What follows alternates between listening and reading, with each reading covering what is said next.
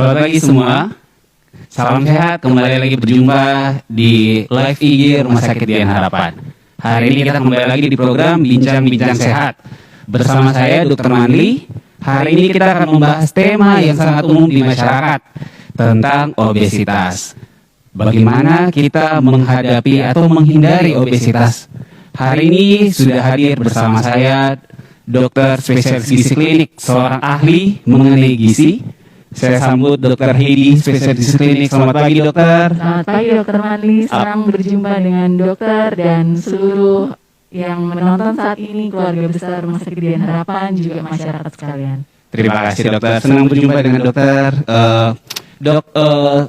Permasalahan gizi ini sangat kompleks ya dok di Indonesia dok ya, terutama di masyarakat dok. Salah satu yang paling sering dihadapi oleh masyarakat dari berbagai usia mengenai obesitas atau kegemukan dokter. Dok, kira-kira menurut dokter sendiri dok, obesitas itu seperti apa sih dok? Dan kapan seseorang itu bisa dibilang mengalami obesitas atau kegemukan dok? Ya, jadi obesitas itu terjadi akibat penumpukan lemak yang berlebih, akibat ketidakseimbangan antara asupan yang masuk dengan energi yang kita hasilkan. Jadi dikatakan obesitas, parameternya biasanya dari indeks massa tubuh. Kalau indeks massa tubuhnya sudah lebih atau sama dengan dari 25 kg per meter persegi, itu dikatakan obesitas. Tapi bukan berarti kalau belum 25 kita senang-senang saja, oh itu aman-aman ya, gitu. Karena di atas atau sama dengan 23 itu kita harus berhati-hati karena sudah termasuk kategori berat badan yang berlebih. Gimana cara menghitung indeks massa tubuh? Ya, kita harus ketahui dulu berat badan kita berapa, kemudian tinggi badan kita berapa.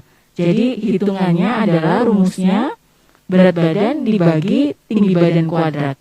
Maka kita akan tahu hasil indeks massa tubuh kita itu berapa. Jadi jangan senang-senang dulu ya dok kalau misalnya, oh saya nggak 25 nih IMT-ku gitu. Oh, iya. Harus hati-hati. Jadi jangan senang dok kalau misalnya IMT-nya saya nggak 25 dok, ternyata 24,9. Waduh. Wah. Udah harus hati-hati dok ya. Iya. Saya langsung lihat perut ini dok. Gimana nih dok? Waduh. Dok, saya dengar dok, obesitas itu sendiri memang secara umum kan seperti yang dokter jelaskan tadi dok. Obesitas itu bisa timbul karena asupan yang masuk dan keluar itu tidak seimbang dok. Tapi ada orang yang bilang ini dok, saya ini memang gemuk karena bapak mama saya gemuk. Itu kira-kira menurut ilmu kedokteran ada nggak sih dok pengaruh? Misalnya orang tuanya gemuk, anaknya pasti gemuk dok. Ya, jadi itu kita sebut dengan pengaruh dari genetik ya. Jadi faktor genetik itu juga salah satu yang bisa berisiko untuk menyebabkan obesitas. Namun bukan berarti obesitas itu tidak dapat dicegah. Jadi kalau misalnya kita mengetahui seperti itu, maka kita bisa sebenarnya melakukan pemeriksaan lanjut yang disebut dengan nutrigenomik. Nutrigenomik itu jadinya kita bisa mengetahui DNA kita. Jadi kan masing-masing orang beda nih antara si A sama si B gitu kan. Nah, itu spesifiknya untuk DNA-nya, untuk sel-selnya yang terkait dengan hipertensi, terkait dengan sensitivitas garam, terkait dengan gula, lemak, dan lain-lain, itu kita bisa deteksi. Jadi kita bisa cegah obesitas ini dengan cara pengaturan diet yang spesifik, yang tepat secara personal, begitu dok. Wah, berarti tidak ada lagi ya dok ya alasan bahwa seseorang itu papa mama saya gemuk, saya pasti gemuk juga. Seharusnya kita bisa cegah dok ya dengan pemeriksaan nutrigenomik tadi dok. Nah ya pemeriksaan itu nggak bisa dilakukan mungkin sama selevel dokter umum seperti saya dok ya. Sebaiknya memang dilakukan sama dokter spesialis ya dok ya, spesialis gizi klinik ya dok ya. Ya betul sekali. Jadi kalau misalnya nih yang penonton nih udah tahu nih, wah papa mama saya nih ukurannya gemuk nih, wah ukuran salah, saya berat badannya berlebih ya, berlebih atau obesitas. Saya punya resiko nih, sebaiknya langsung nih melakukan pemeriksaan ya. di Dian Harapan sendiri, Dokter Edi ini nanti akan berpraktek tiap Selasa dan Kamis, Dok ya. Kalau saya tidak salah, Dok ya. Jadi Selasa dan Kamis nanti bisa mendaftar ke Poliklinik Rumah Sakit Dian Harapan, bisa dilakukan pengecekan, bisa diperiksa secara detail. Ya, Dok, kita lanjut dulu, Dok ya. Dok, selain melalui IMT, Dok, katanya kita juga bisa melihat seseorang itu obesitas atau tidak melalui lingkar pinggangnya, Dok. Itu kira-kira benar atau enggak, Dokter? Ya, benar sekali. Kalau lingkar pinggangnya untuk perempuan di atas 80 cm itu sudah berisiko. Kalau untuk laki-laki di atas 90 cm itu berisiko. Jadi bedanya 10 cm ya antara pria dengan wanita. Jadi harus hati-hati. Nanti ini pulang semua lihat ya, ambil meteran kemudian diukur apakah berisiko atau tidak. Kalau berisiko segera harus dicegah. Kalau belum jangan sampai bertambah. Harus dijaga supaya tetap lingkar pinggangnya kalau untuk perempuan di bawah 80 cm dan untuk pria di bawah 90 cm. Begitu, Dok. Wah, berarti ini pulang saya harus segera beli meteran nih, Dok. Harus dicek nih, Dok, berapa ini. Waduh. Dok, kalau kita udah ngomongin, Dok, tadi soal obesitas ya, Dok, soal definisinya melalui IMT, melalui lingkar pinggang, kemudian faktor penyebabnya, Dok.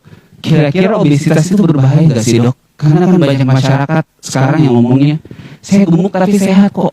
Saya gemuk tapi saya beraktivitas seperti orang yang berat badannya normal. Kira-kira bahayanya apa, Dok, obesitas ini, Dokter? Bahayanya banyak banget, Dok. Waduh. Ya, ini mungkin sudah harus didengar ya secara seksama nih, biar tahu nih bahaya obesitas ini apa aja ya. Mulai dari faktor risiko untuk penyakit-penyakit metabolik seperti stroke, seperti penyakit jantung, kemudian penyakit gula, diabetes, kemudian untuk penyakit darah tinggi atau yang disebut dengan hipertensi, kemudian bisa juga menyebabkan gangguan tidur. Kemudian kalau untuk obesitas, otomatis lutut kita ini akan menyangga berat tubuh bagian atas berlebih. Jadi ada kemungkinan juga untuk sakit osteoartritis yang di lutut. Seperti itu kira-kiranya. Banyak banget kan ya? Wah, ternyata obesitas ini menjadi pencetus buat sakit-sakit yang lain ya, Dokter ya? Ya, benar. Luar biasa berbahaya, Dok ya. Hanya dari permasalahan sesederhana tadi yang Dokter jelaskan bahwa antara intake yang masuk dan keluar itu tidak sebanding, ternyata di masa depan itu bisa membuat berbagai macam masalah di tubuh seseorang ya, Dok. Ya. Dok, pertanyaan selanjutnya, Dok. Siapa saja sih, Dok, yang bisa terkena obesitas ini? Apakah obesitas itu mutlak buat orang berusia tua, Dok? Jadi yang bisa terkena mulai dari anak-anak, remaja, usia dewasa muda, maupun lansia, semua siapa saja bisa terkena obesitas. Jadi dari semua golongan umur bisa kena Obesitas, Dok ya. Jadi dari usia anak-anak pun itu sudah bisa seseorang dikatakan terkena obesitas, Dok ya. Iya. Dok, lebih spesifik lagi nih, Dok, saya ingin bertanya, Dok. Saya kan masih muda ya, Dok. Kira-kira nih, Dok, kalau saya terkena obesitas di usia seperti sekarang, Dok, di usia muda, Dok, apa bahayanya, Dok, untuk saya ke depannya, Dok? Ya, kalau apalagi usia muda ya, kan lagi semangat-semangatnya untuk bergaul dengan teman-teman di sekolah maupun di lingkungan yang lain. Itu dari segi psikis kita perlu perhatikan bahwa akan terjadi penurunan rasa percaya diri karena image untuk tubuhnya, proporsi tubuhnya kurang seimbang. Kemudian juga bisa menyebabkan depresi. Kalau dari segi untuk kesehatannya sangat berisiko untuk penyakit-penyakit metabolik tadi seperti sakit diabetes, hipertensi, stroke. Jadi untuk jangka panjangnya akan menyebabkan penyakit-penyakit metabolik seperti itu, juga termasuk penyakit jantung. Jadi ada efek untuk yang merugikan untuk dari segi psikis maupun dari segi fisik kesehatannya. Ya, jadi ternyata misalnya nih orang dengan insomnia, Dok, susah tidur. dengan berat badan berlebih. Ternyata bisa saja penyebabnya karena memang dari obesitas itu dok ya yang menyebabkan insomnia tadi. Demikian juga mungkin untuk terutama mungkin remaja putri kali dok ya. Wanita itu kan lebih sering diimage-kan soal fisik, bentuk fisik ya. Ketika mengalami obesitas itu bisa membuat rasa percaya dirinya berkurang, belum lagi tekanan terhadap lingkungan dok ya. Iya benar sekali. Itu jauh lebih berbahaya sepertinya dok ya, seperti itu. Dok, kalau misalnya kita udah tahu nih bahaya-bahaya mengenai obesitas, kira-kira dok, bagaimana cara seseorang untuk mencegah obesitas dok? Jadi mencegah ataupun mengobati obesitasnya dokter. Apakah ada cara-cara khusus dokter? Ya tentu saja. Cara mencegah obesitas yaitu dengan menurunkan berat badan. Tapi menurunkan berat badan pun ada caranya.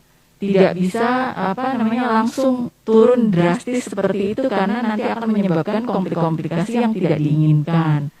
Kemudian juga kalau secara umum tentu dengan membatasi seperti anjuran pemerintah yaitu membatasi konsumsi gula, garam maupun minyak. Dengan juga proporsi makan yang sesuai. Yang dianjurkan yaitu seperti isi piringku.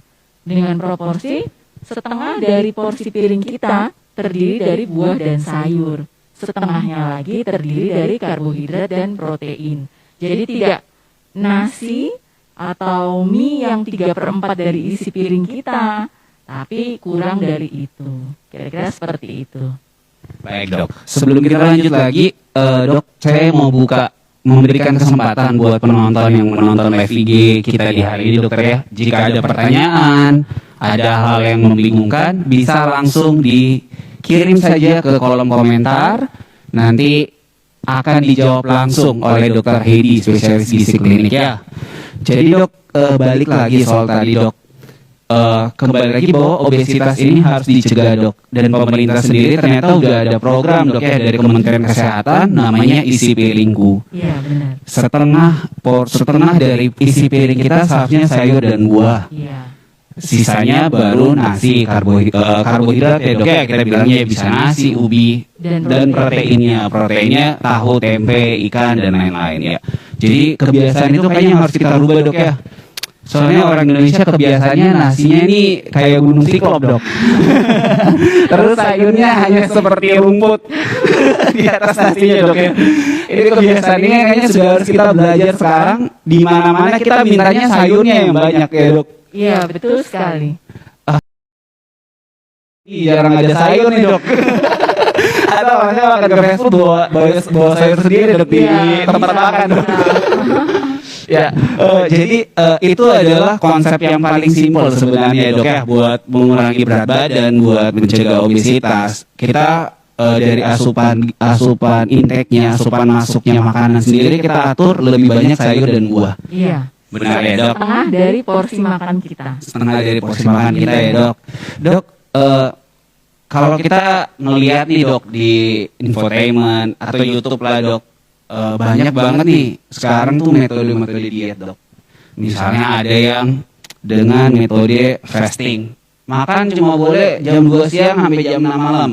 Atau misalnya ada yang metodenya cuma boleh minum air putih doang, makan berat cuma sekali.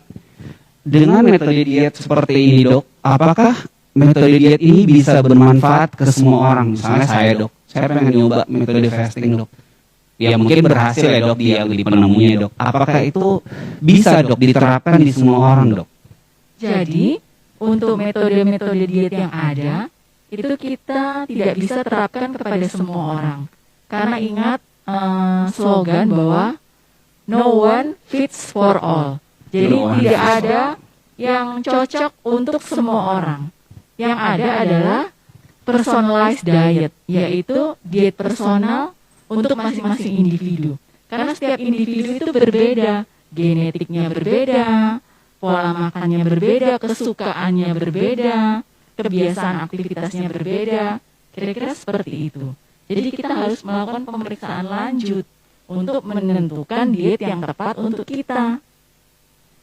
Berarti kembali lagi dok ya, sebaiknya ketika kita ingin menurunkan berat badan ataupun kita ingin memiliki pola hidup yang lebih sehat, sebaiknya kita tahu dulu nutrigenomik kita gimana ya. Seperti yang tadi dokter jelaskan, secara genetik kita tipikalnya gimana nih. Kemudian metode diet yang kita lakukan itu pun juga nggak bisa sama dok ya. Jadi nggak bisa ngikut-ngikut aja. Wah saya melihat nih orang ini sukses diet dari 100 kilo dalam 6 bulan tiba-tiba jadi 80 kilo, 20 kilo turunnya. Terus saya langsung ikut seperti itu tidak menjamin juga dok ya keberhasilannya dok ya. Tidak direkomendasikan juga karena berbahaya.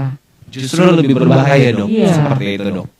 Kira-kira dok, ya saya kebetulan kan dok 2 tahunan terakhir ya saya berusaha untuk mencoba olahraga dok. Jadi ngikutlah gym ala-ala dok, olahraga. Nah sering kali tuh dok sama coach saya sih dok, sama pelatih saya ngomongnya gini, yang harus dikejar itu penambahan massa otot, jangan massa lemaknya kayak gitu-gitu. Jadi orang yang turun berat badan itu harus memastikan bahwa massa ototnya juga ikutan naik. Jangan ternyata turun berat badan massa ototnya juga turun. Yang ingin saya tanyakan dok, kira-kira ada nggak dok ya alat yang membuat kita bisa tahu nih komposisi tubuh saya ini seperti apa? Apakah komposisi tubuh saya ini lemaknya yang tinggi, ototnya yang tinggi? Kira-kira ada nggak dok? Oh ada alatnya namanya BIA, yaitu Body Impedance Analyzer, untuk mengetahui komposisi tubuh kita, terdiri berapa persen lemak, berapa persen otot, kemudian lemaknya yang untuk lemak visceralnya itu berapa persen, sehingga kita bisa mengetahui dengan tepat bagian-bagian mana yang harus kita kurangi, kemudian juga untuk massa ototnya bagaimana, apakah kita kekurangan atau kita perlu latihan tambahan. Selain itu, alat ini sangat berguna untuk memonitoring apakah diet kita ini berhasil atau tidak. Seperti itu kira-kiranya. Nah, jadi ya seperti yang tadi dijelaskan sama dokter Heidi ya, kita ada alat namanya BIA dok ya. Rencananya alat itu akan segera ada di Rumah Sakit Dian Harapan ya. Jadi buat teman-teman yang menonton, yang mungkin saya pengen tahu nih komposisi tubuh saya seperti apa, makan saya sebaiknya seperti apa, itu bisa langsung konsul saja ke Poli Gizi Klinik Rumah Sakit Dian Harapan tiap Selasa dan Kamis dok ya. Ketemu langsung nih sama dokter spesialisnya ya, dijelaskan secara rinci, sekalian diatur dietnya kayak dok ya, makannya bakalan diatur juga dok. Jelas itu. Wah jelas, jadi nggak bakalan nih asal-asalan aja, nggak bakalan asal-asalan misalnya ngikutin jangan makan ini, cuma bisa makan ini. Kan ada tuh dok ya macam-macam diet sekarang. Jadi akan lebih terarah sesuai dengan komposisi tubuh kita dok ya. Iya. Wah. Benar sekali. Ya. Saya undang nih teman-teman saya semua nih yang selama ini ngikutin catering diet yang abal-abal ya. Yuk, ini mumpung alihnya nih. Sebelum dapetin catering makanannya juga nih bakalan diukur dulu semuanya, jadi bakalan jelas ya. Sekali lagi Selasa Kamis di Poli Gizi Klinik Rumah Sakit Dian Harapan ya. Ya sambil kita masih ngobrol-ngobrol lagi, kita masih membuka kesempatan ya buat teman-teman yang mau bertanya ya. Bisa dipersilakan langsung aja di kolom komentar ya. Mumpung dokter Heidi-nya masih meluangkan waktu nih buat ngobrol-ngobrol bareng kita di sini dok ya. Dok, kira-kira nih dok, manajemen program penurunan berat badan tadi kan kita udah belajar dok ya. Kita udah belajar sesuai dengan indeks tubuhnya gimana, sesuai dengan kebutuhannya gimana. Pertanyaan paling simpel nih dok, yang sering ditanyain orang. Kira-kira nih dok, kalau saya mau nurunin berat badan dok, target sebulan yang paling masuk akal yang tidak mengganggu komposisi tubuh dan nutrisi saya kira-kira berapa dok? Ya, jadi untuk penurunan berat badan yang direkomendasikan untuk setiap minggunya itu disarankan hanya setengah kilo sampai 1 kilo. Jadi dalam sebulan kan 4 minggu nih, kita bisa turun sekitar 2 sampai maksimal 4 kilo. Namun kalau untuk ada hal-hal tertentu yang membutuhkan penurunan berat badan secara drastis, itu tentunya perlu dengan pengawasan dokter. Seperti itu kira-kiranya. Karena ada efek sampingnya. Jadi kalau misalnya mau nurunin berat badan dok, dari dari ilmu kedokteran sendiri dok, ini kita merekomendasikannya hanya sekitar 500 gram atau setengah kilo dok ya, setengah kilo per minggu dok. Lebih dari itu harus berkonsultasi ke ahlinya. Iya, karena nanti akan ada efek sampingnya yang harus kita awasi. Efek sampingnya harus kita awasi dok ya. Baik. Nah, teman-teman sekali lagi nih kita masih beri kesempatan buat teman-teman yang ngikutin live. Kalau masih ada pertanyaan bisa menuliskan pertanyaannya di kolom komentar, akan segera dijawab oleh Dr. Heidi karena waktu kita terbatas nih. Kayaknya udah mulai ada papan-papan diangkat dok. Sisa waktu kita dok buat ngobrol-ngobrol di siang ini dok ya. Nah dok, terakhir aja dok, pesan dari dokter sebagai seorang ahli gizi klinik dok, kira-kira pesan apa yang bisa disampaikan ke semua yang lagi menonton live kita hari ini dokter mengenai obesitas dok? Jadi buat semua yang belum obesitas, mari kita cegah supaya tidak terjadi obesitas. Jadi kita perbanyak konsumsi serat, yaitu buah dan sayur, kemudian untuk mengurangi karbohidratnya sesuai dengan anjuran pemerintah, kemudian juga membatasi konsumsi gula, garam maupun lemak. Nah, kalau yang sudah terlanjur obesitas gimana nih? Segeralah memprogramkan untuk penurunan berat badan, untuk weight management. Kenapa? Karena kita sudah pelajari bersama di siang hari ini bahwa resiko obesitas itu begitu banyak, komplikasinya begitu banyak, dan itu sangat merugikan untuk kita sendiri apabila kita akan mendapatkan penyakit itu gitu. Jadi seperti diabetes, hipertensi itu kan membutuhkan pengobatan dan perawatan yang sangat ketat ya. Jadi sebelum semua penyakit-penyakit itu datang, marilah kita cegah bersama. Baik. Jadi ini adalah take home message-nya ya. Kita punya satu pertanyaan nih dok. Dari Thomas Natalis Dion. Pertanyaannya dok, untuk jenis protein yang bisa dimakan setiap hari apa ya dok? Saya pasien dengan kolesterol total 280. Wah, ini konsul colongan nih dok, konsul gratis itu kayaknya dok. Terima kasih buat pertanyaannya. Jadi protein itu kan ada protein hewani dan protein nabati. Proporsi protein yang disarankan adalah 20% sampai 30% dari total asupan kita ya, kebutuhan kita. Nah, yang jadi masalah bukan protein apa, jenis protein apa yang kita boleh konsumsi, tapi bagaimana cara pengolahannya. Kalau misalnya dengan cara pengolahannya digoreng, apalagi deep frying, yaitu yang goreng yang seperti kita menggoreng kentang goreng gitu, yang minyaknya banyak sekali, ya otomatis selain protein yang kita dapatkan juga tambahan lemak jenuh. Nah, itu yang ditakutkan.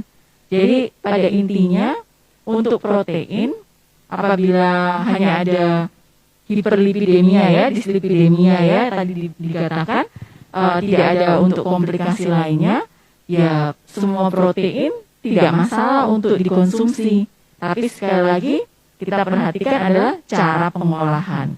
Jadi makan proteinnya udah sesuai, tapi tiba-tiba kok ada perlemakan hati, kok tiba-tiba ada plak di arteri koroner, seperti itu kira-kiranya. Padahal makan saya biasa-biasa loh dok, iya biasa-biasa, tapi diapain dulu ikannya, diapain dulu telurnya. Kan beda antara metode direbus dengan metode digoreng, kira-kira seperti itu. Ya, untuk Pak Thomas ya, Pak Thomas Natalis Dion ya, kira-kira seperti itu ya. Jadi ternyata harga minyak goreng naik nih ada fungsinya juga dok ya. Iya, membawa berkah dok buat semua, karena bisa mencegah obesitas. Jadi bisa ngurangin minyak-minyak dok ya. Betul. Ya, Jadi jawaban dari Dokter Heidi tadi sebenarnya bukan jenis proteinnya yang bermasalah, tapi tergantung lagi dari cara pengolahannya. Sama kayak misalnya orang bilang saya makan sayur dok, tapi ternyata bakwan atau perkedel dok ya. Iya. Ujung-ujungnya sama aja ya dok ya. Ujung-ujungnya karbohidratnya lebih banyak, lemaknya lebih banyak. Oke. Nah untuk mungkin yang menontonnya di live IG hari ini seperti Pak Thomas dan lain-lain, kalau misalnya ada pertanyaan-pertanyaan tambahan, ada hal yang ingin ditanyakan, mungkin bisa nanti langsung berkonsultasi ke Dokter Heidi melalui Poligisi Klinik di Rumah Sakit Dian Harapan hari Selasa dan Kamis. Ya, Selasa dan Kamis bisa ngobrol-ngobrol lebih jelas dok ya semuanya, dan ekstranya lagi nih dapat pengaturan makannya kira-kira apa. Waduh, kayaknya saya juga bakal daftar deh dok. Siap. Ngurangin perut dok. Oke, kira-kira seperti itu take home message-nya buat kita semua. Yuk lawan obesitas, kita turunkan berat badan ya dengan cara yang benar ya. Kira-kira dok ada lagi yang disampaikan dok sebagai pesan-pesan terakhir dok di live IG kita di pagi hari ini dok? Jaga IMT kita jangan sampai lebih dari 23, dan untuk lingkar pinggang kita juga harus dijaga. Ingat, jangan diet sembarangan. Oke, ingat jangan diet sembarangan. Kalau mau diet yang benar, konsul ke dokter Heidi, spesialis gizi klinik di Poliklinik Gizi Rumah Sakit Dian Harapan, Selasa dan Kamis. Terima kasih semua yang sudah menonton. Semoga bincang-bincang sehat di hari Sabtu ini bisa bermanfaat. Selamat pagi, salam sehat.